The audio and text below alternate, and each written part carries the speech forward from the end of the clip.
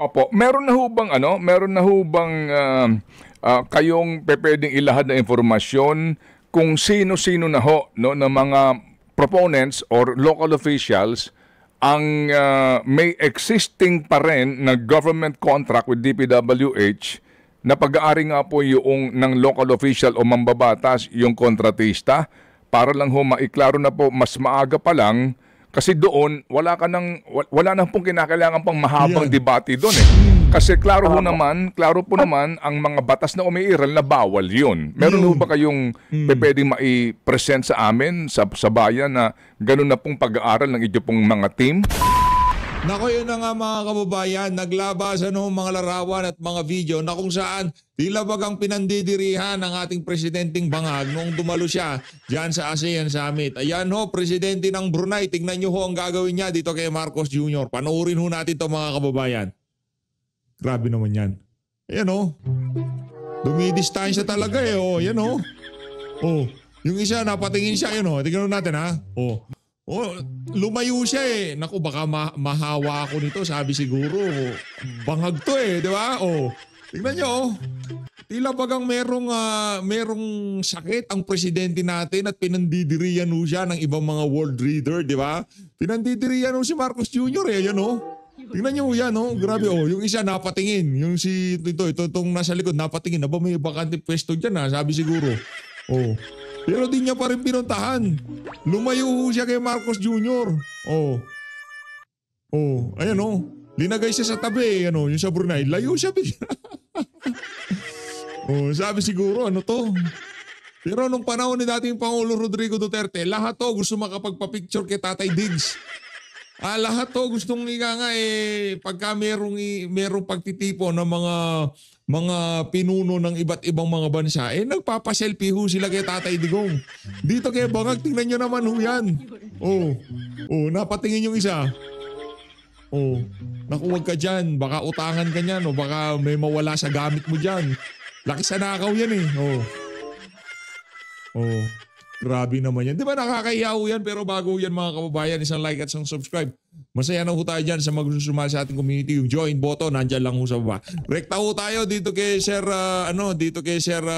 Eli Solidar. Ha? Pakinggan ho natin ang kanyang mga punto de vista. Kaugnay, doon sa naging talakayan itong si Sir Jen at itong si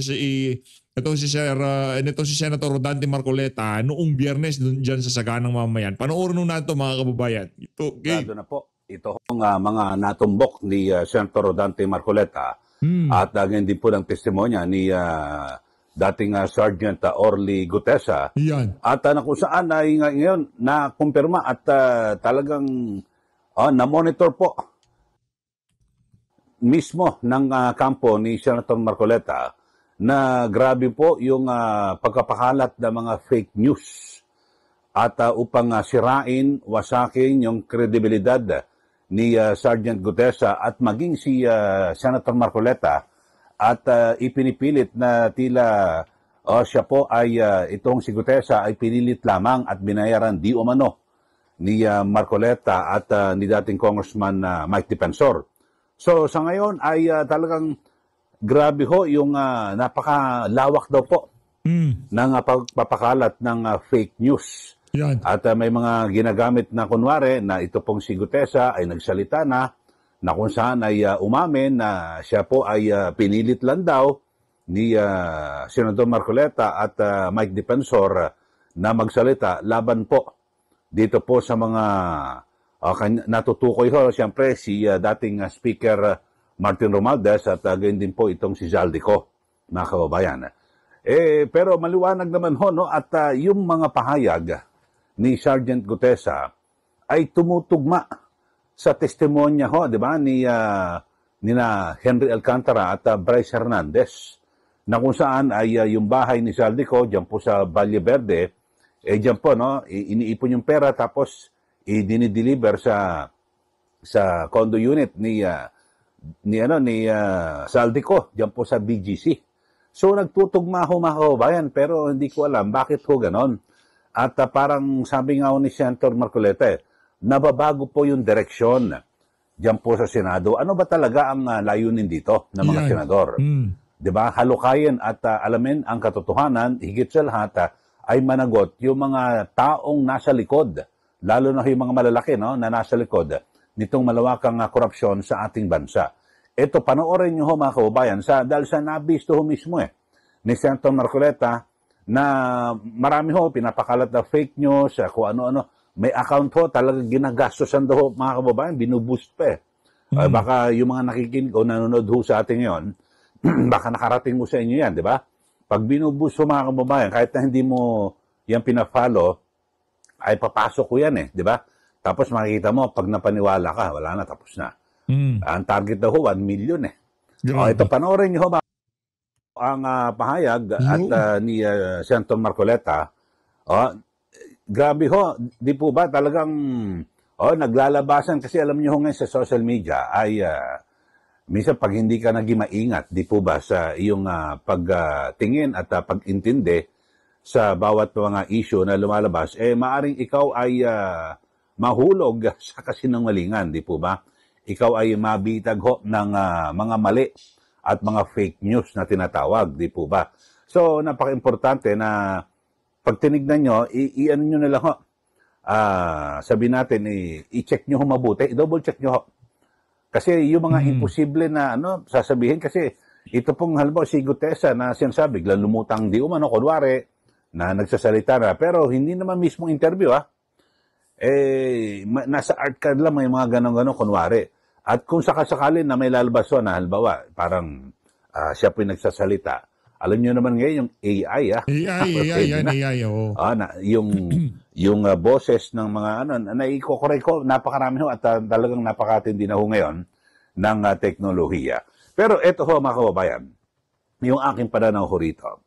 Kasi parang nalihis na po sa direksyon. Ano ba talaga ang dapat na pagtuunan ng pansin ng ating mga senador? Particular diyan po sa Senate Blue Ribbon Committee. Di ba? Alamin ang katotohanan at managot yung mga dapat na managot, yung mga nasa likod po nitong flood control project. At siyempre, makagawa po sila ng batas para wag na po maulit yung mga ganyang matinding korupsyon na nangyari dito po sa ating bansa. Di po ba? Correct. Sa ngayon, ang nakapagtataka ho mga kababayan, yung nagbigay ho ng, ang sabi nga ho ni Senator Marcoleta na most credible, ito yung kapanipaniwala ng mga testigo na humarap dyan po sa Senado, sa Senate Blue Ribbon Committee, walang iba kundi si Sergeant Orly Gutesa. Yan. Kasi wala ho siyang mapapalaho rito Correct. At mas matatalo siya kasi, di ba, lalagay po sa alanganin, di ba, yung kanyang buhay at ang kanyang pamilya, di po ba? So, yun po binabanggit dito. Yung direction, nagtataka lang ho, mga kababayan, at na sinasabing sila ay malinis at talagang iligtas at wala po sa na hindi po sila korap. Pero bakit ang tinitira ay itong si Sergeant Gutesa? Mga kababayan. At talagang alam mo, discredit ho mga kababayan, matindi ho talaga ang ginagawa kay Gutesa. Halimbawa, dito na lang sa affidavit, sa pagnonotaryo, mga kababayan. Di ba, halimbawa, nagkaroon ng pagkakamali sa notaryo. Bakit si Gutesa ang tinitira? Dapat tirahin natin yung abogado. At yun ang imbestigahan, di ba? Yun ho, di ba may kasabihan, don't shoot the messenger. Si Gutesa, siya po ang parang mensahero ng katotohanan na dapat tingnan. Kasi nagtutugma ho, pati yung mga binanggit ho ng mga pangalan, yung sino ba yun? Paul Estrada at Mark Tiksay. Yung nagsasalansan ng pera. So, nagtutugma po doon po sa mga naunang pahayag ng nina Henry Alcantara at Bryce Fernandez. So, maliwanag ho ito, mga kababayan, na talagang tapos siya naman ho talaga ay naging tauhan ni Zaldico. Ito pong si Orly Gutesa. So, talagang kapanipaniwala ho, mga kababayan. Di po ba? Dapat doon sila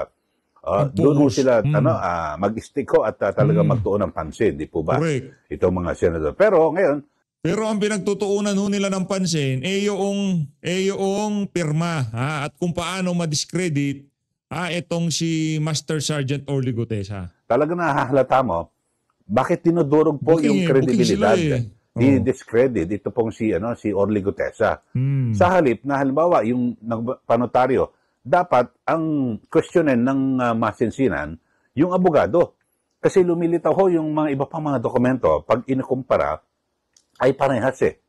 At alam naman natin talagang yung tunay na kalakaran dito po sa ating bansa. Kayo, subukan nyo ho. Ako minsan gagawin ko ho, magpapanotaryo ako na ibibideo ko na, titignan nyo, wala akong harap na abogado. Yan. Itatanong lang kung ang dokumento, tapos aalis yung tumanggap ng dokumento, babalik, pirmado na. Tapos, babayaran mo na. At sabihin mo na kung magkano babayaran mo, ayun na. Pagkatapos ng notaryo, pirmado na, ikaw bang nagpanotaryo? Kailangan pa ba? Hindi. Pwede ko ba makaharap yung abogado? Hindi na. Ang gusto mo lang notaryo eh. Tsaka iniisip mo na legal yung kanilang pwesto. Kasi may nakalagay pa notary public eh. Di ba? May mga nakapaskilo dyan eh. May opisina.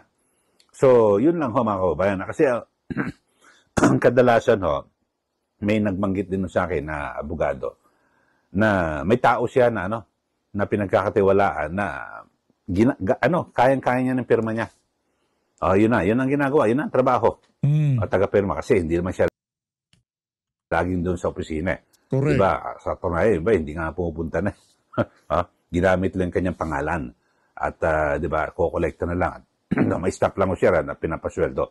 So, ganun ho mga kababayan. So, dapat ho, ang gawin ho sana ng Senate Blue Ribbon Committee ay talagang alagaan pa nga ho dapat itong si Gutese. Ngayon ang ginagawa, parang hanggat maaari, wag nang humarap eh. So dito na ho, lumilitaw na alam niyo na, mukhang may pinoprotektahan. Sabi nga po ni Senator Marcoleta, mukhang yung naratibo, sirain yung kredibilidad ni Gutesa at maging si Senator Marcoleta. At palitawin na siya pinilit lang ni Marcoleta at Defensor. Tapos may isang malaking tao, di ba, pinapalutang si Speaker Martin Romualdez na posibleng dapat maging state witness o kaya naman, di ba, yung isa rin kasama sa naratibo, di ba, si Ombudsman Boying Rimulya, binabanggit niya na mukhang ang pwede lang ipataw na parusa kay Martin Romualdez ay gross negligence. Yung parang pagpapabaya lang, kapabayaan na. At dahil siya rin po'y speaker at hinayaan niya yung kanyang chairman ng House Committee on Appropriations na si Saldico na ayusin at talagang gawin yung mga anomalya diyan po sa budget. So talaga makikita niyo kung sino ang target. Ang target na i-absuelto at yung target na sirain, ito pong si Gutesa. Kayo ho, ano masasabi niyo rito sa ating mga kababayan? Nako, comment react na ho kayo dyan sa napakalupit na mga punto de vista na yan. Itong si Sir Orly Solidar, no?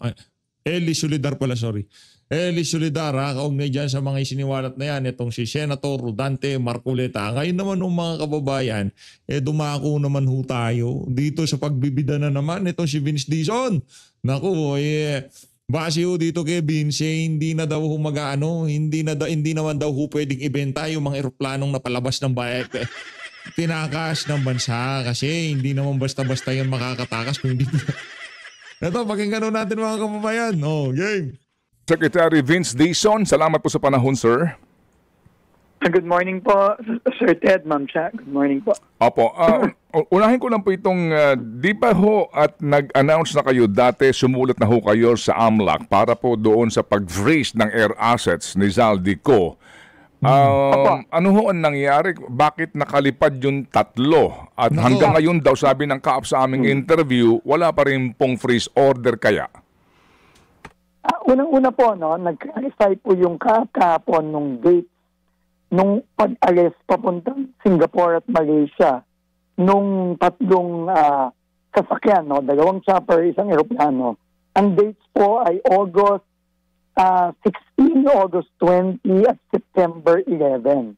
So, dito sa mga dates po na to, kung titignan natin, wala po pong file na kahit anong kaso nung mga panahon na iyon.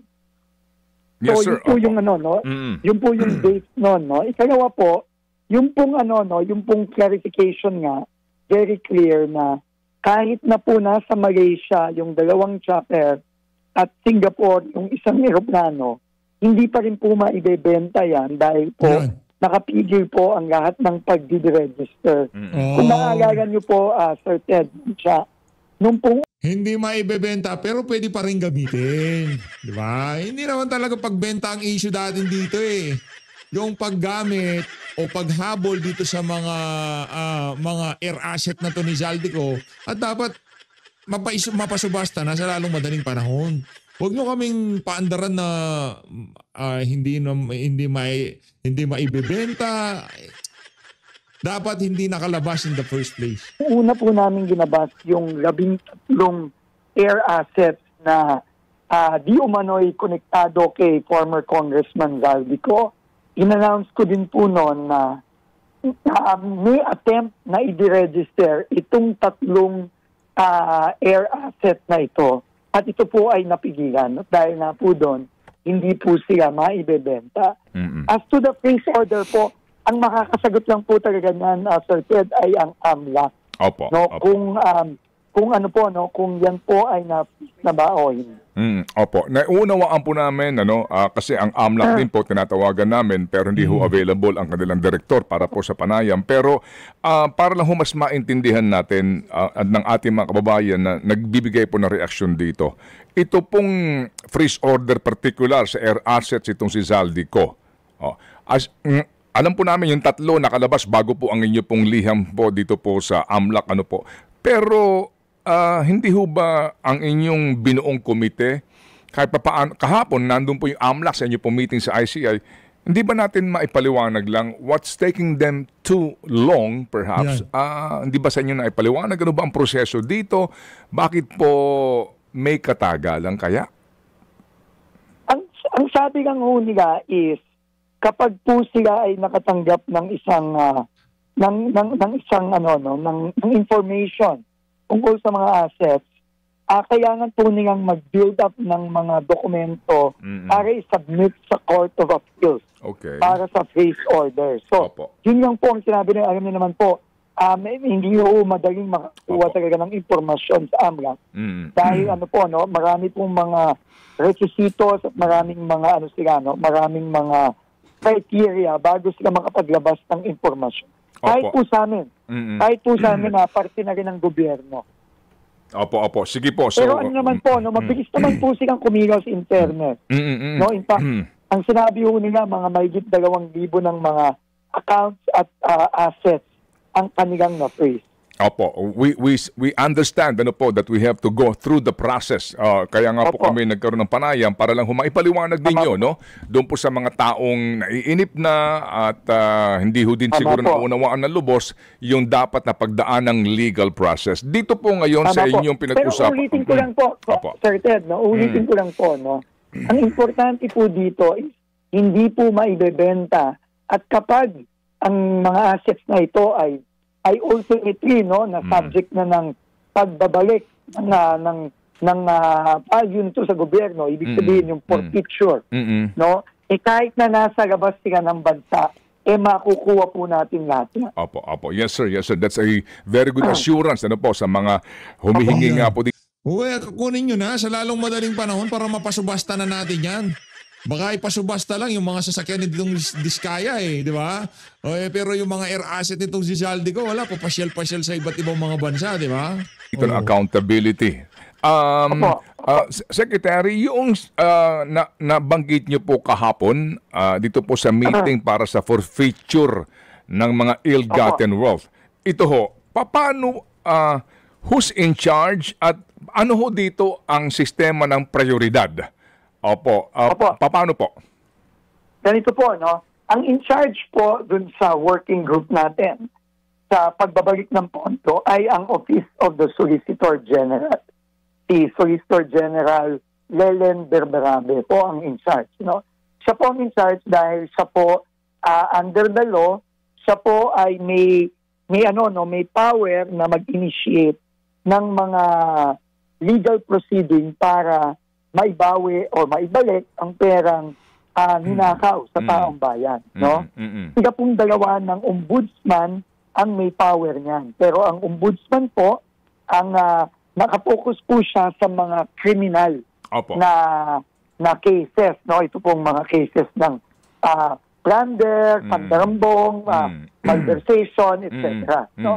So, ang ginawa po ng Solgen, na tingin ko, no, magandang ginawa is pinagsama-sama po niya lahat ng mga iba't ibang ahensya ng gobyerno na may kinalaman sa pagbabawi ng pondo. Nandyan po ang AMLAC, nandyan po ang CAAP, nandyan po ang BIR, ang Customs, at iba pang mga ahensya. So ito po kinakalap po ng Solgen lahat ng mga assets, no, na suspected na pagmimiyari itong mga iba't ibang individual na kinakasuhan natin ngayon, at nag-aanap po sila ng paraan na pinakamabilis para mabawi. Marami po kasing batas, Sir Ted, no? Hindi lang po isa o dalawa ang batas na pwedeng gamitin para maibawi ng mabilis ang pera, no? At kung mamarapati niyo po, Sir Ted, magbibigay ako ng mga example. Kunyari po, no, ang pinakamalaking pagkukuhanan ng paraan para maibalik ang pera, yung pong forfeiture law. No, ito po ay batas na pinapakita na kung ikaw ay isang, halimbawa, government official, no, at ikaw ay ang kita mo sa salian mo, ang asset mo sa salian mo, ito lang. Pero merong alleged na asset na napakarami, na higit-higit sa iyong salian. Pwede po kagad mag-file ng kaso immediately sa Regional Trial Court ang ating Solicitor General.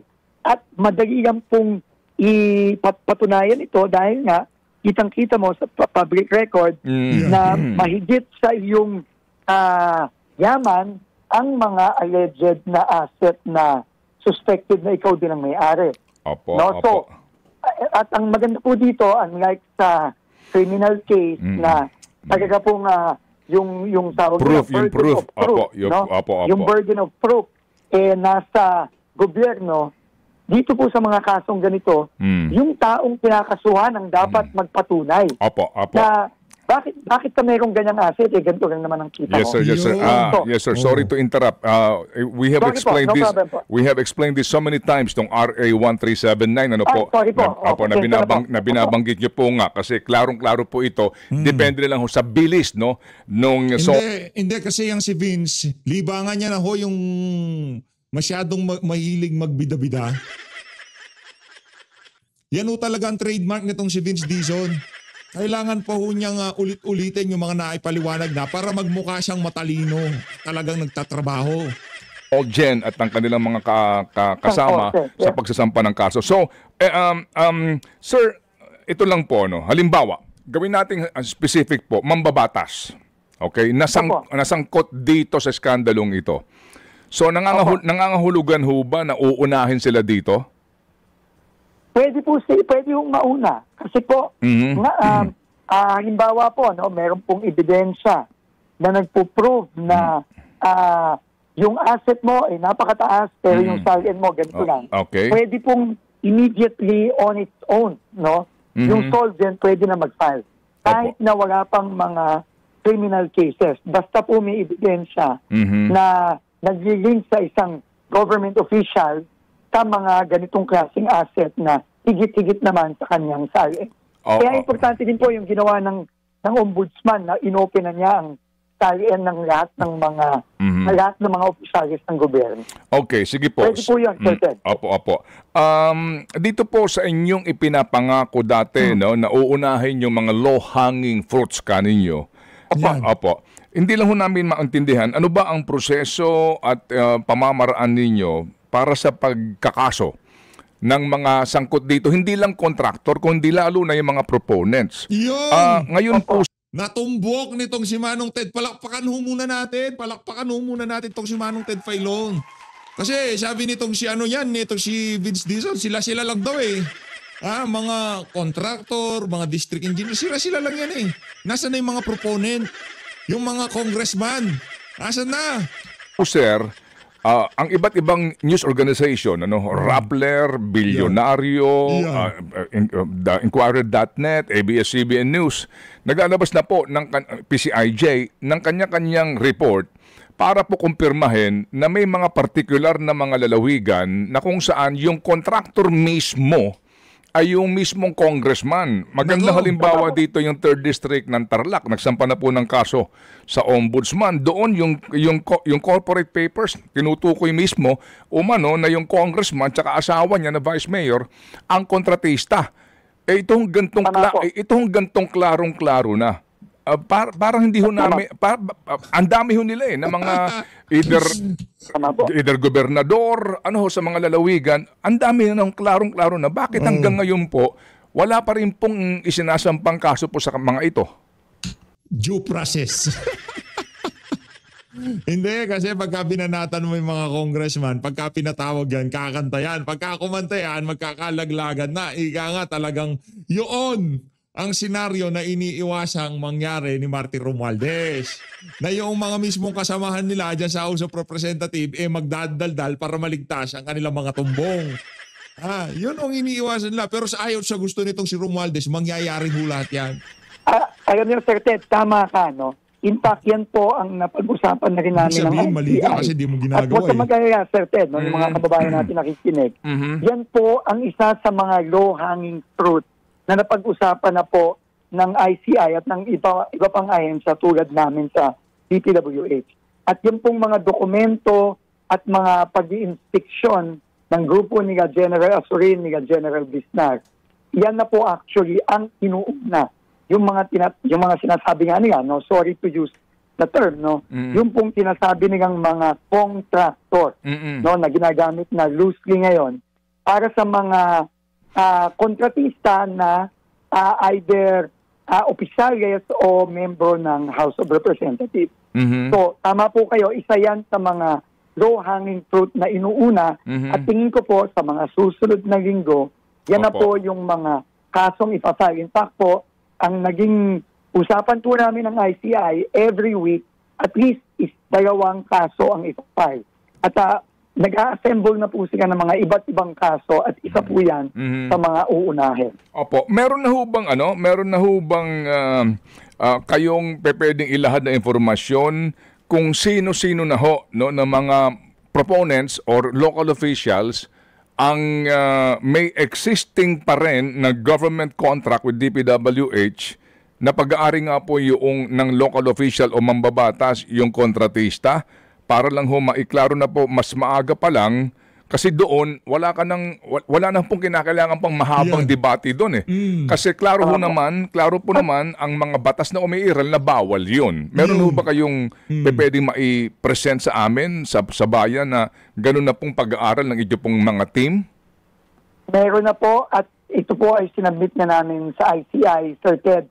At hihingi na lang ho ako ng paumanhin, ayaw lang ho namin pangunahan yung mga kasong ipafile ng ICI sa Ombudsman. Pero meron na po tayong listahan ng mga ganyang klaseng sitwasyon. Opo. No, na sabi mo nga, open-end siya. Opo. Gaano karami ito ng mga congressman o local officials po na natukoy na talaga na they have existing contracts with DPWH at sila mismo, either sila or yung pong kanilang asawa o kapamilya ang may-ari ng kumpanya? Sir, hindi ko lang masasabi yung exact number ngayon. Grabe pero meron, hindi naman kaartehan. ganun kadami. Nabi mong daan-daan, hindi naman ganon. Pero significant din po yung number. Okay. Opo. Sir Ted, pasensya na po. No? Ito, alam ko, no, naiinip po tayong lahat. No? Kasama na din po kami dyan.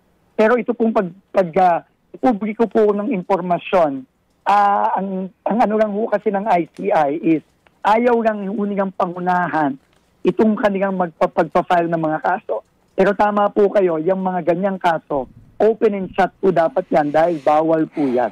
No, clear conflict of interest po yan. Opo, kasi dito po sa PCIJ report, dito ho, klaro na ho ito, 18 yung direktamente na natukoy nila na mga politiko po at kanilang pamilya na may... Sir, sa mga lisensya nito, ngayon po may balasahan sa PCAB, pero sa mga lisensya po nito, ngayon ho ba, kapag ba na-establish nga ng DPWH na ang contractor sa inyong ongoing project, ay itong mga kumpanya na pag-aari ng mga politiko na pinagbabawal, ano ho ang inyong disposisyon dyan? Ayan po, every time po na may pa-file tayong kaso, no? Kasi yun po talaga ang trigger, yung kaso mismo. Pagka na-file na po ang mga kaso against kung sino man, no, na kontratista, yan po ay automatic sinasubmit po natin sa DTI dahil sila po ang may supervision at jurisdiction sa PICAB.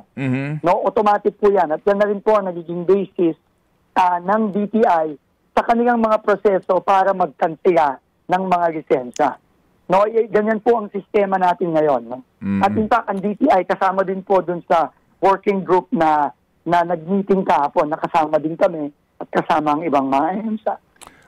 Meron po naman siguro pagkakataon, in fairness, no, na ang mga construction company na nabuo noon pa, matagal na po, and then may kamag-anak na wala naman silang control, tumakbo po, nanalo.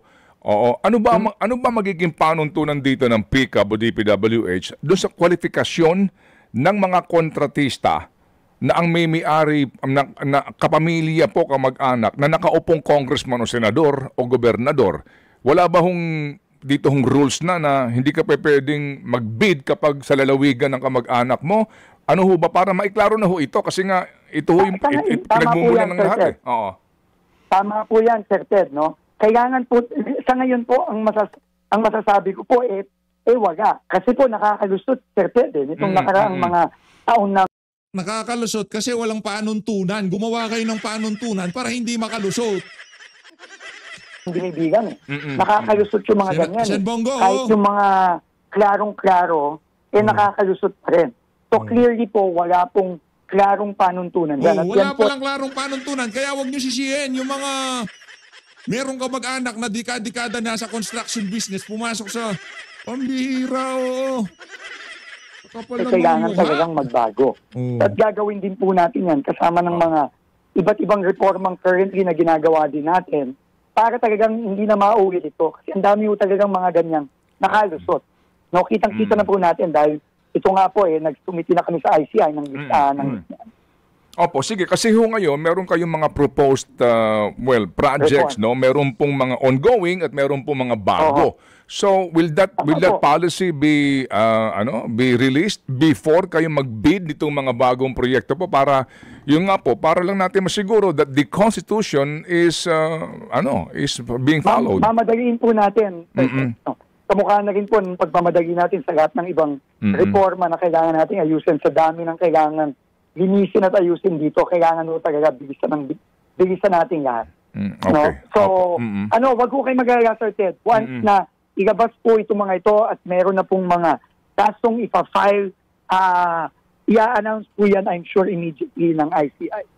Opo. Sige po, may tanong po si Chacha. Yes po. Sec Vince, hingi lang kami ng update dito po sa nangyaring sunog dito sa DPWH Bureau of Research and Standards Building last October 22. Meron po kasi mga lumalabas na ulat na yung nasabing gusali daw po ay dating opisina ni Engineer Mel Clarice Santo Domingo na dati namang asawa nitong si Bryce Hernandez. At meron pang isang personalidad na nag-resign daw a month before nung sunog, si Engineer Santo Domingo. Ano po bang klaro dito sa mga reports na lumalabas na ito? Opo, narinig ko din yung report na yan at verify ho namin agad. Mali po yung yung building na tinutukoy nila. Yung pong dating asawa ni Bryce Hernandez ay nagtatrabaho sa building ng Region 4B. Yan po ay building na malapit-lapit dun sa nasunog na building na Bureau of Research Standards. Hindi po yung building na yun. Okay. So, doon po siya sa Region 4B na assign bago siya tuluyan na rin nag-deal sa DPWH. Okay. Tapos na po ba yung investigation dito? Nagkaroon ng initial findings nung una. Klaro po ba talaga na walang nadamay ng mga importanteng dokumento na kailangan po sa investigasyon? Yung pong internal investigation namin po, tapos na on the documents. Wala pong nadamay at lahat po ng mga na-apekto ang mga dokumento ay may scan backup. Na-account na po namin lahat yan. Okay. May stand backup daw. Ayun na nga mga kababayan. Dito na tatapusin ang ating reaction video. Maraming salamat sa pag-support sa Page Update. Mag-ingat po ang lahat. Malinad ang Pilipinas.